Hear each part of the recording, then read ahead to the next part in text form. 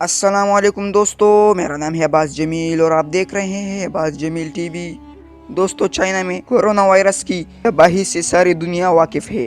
Corona virus ने जहां चीन भर में तबाही मचाई हुई है, तो दूसरी साइड पर चीन की हुकूमत ने भी हंगामी सूरत हाल को मद्देनजर रखते हुए एक ऐसा अस्पताल बना डाला है जिसने पूरी दुनिया को हैरान कर दिया गया है। 23 जनवरी को फैसला किया गया था कि इस वायरस से लड़ने के लिए एक नया अस्पताल बनाया जाएगा। चाइनीज गवर्नमेंट की जानिब से बिल्कुल इंतजार नहीं किया गया और फौरन चीन के शहर वुहान में एक अस्पताल बनाने के काम शुरू कर दिया गया। तफसीलात के मुताबिक 7,000 लेबर्स ने दिन रात काम करके इस अस्पताल को बनाया है।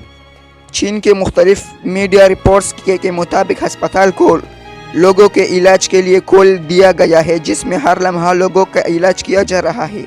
ऐसा भी नहीं है कि जल्दबाजी में काम करके नाकिस अस्पताल बना दिया गया है, बल्कि अस्पताल में जदीद टेक्नोलॉजी की तमाम मशीनें मौजूद है, जिसके बाद आने वाले पेशेंट्स का इलाज किया जा रहा है और उम्मीद की जा रही है कि जल्द इस वायरस पर काबू पाया जाएगा। इस वीडियो के बनने से पहले चीन में 20,000 लोग इस वायरस का शिकार हो चुके हैं, जबकि 428 अफराद इस वायरस से हलाक हो चुके हैं। चाइनीज गवर्नमेंट की जानिब से हर मुमकिन कोशिश की जा रही है कि इस वायरस पर काबू पाया जाए।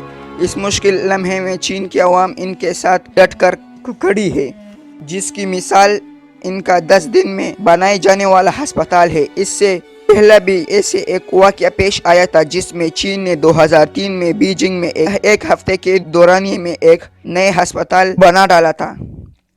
खैर दोस्तों, हम तो सिर्फ दुआ ही करेंगे कि अल्लाह ताला इस वायरस को जल्द रोक ले।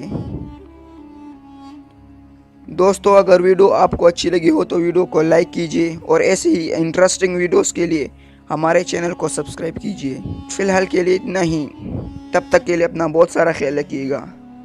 मिलते एक नई वीडियो के साथ। अल्लाह हाफिज़।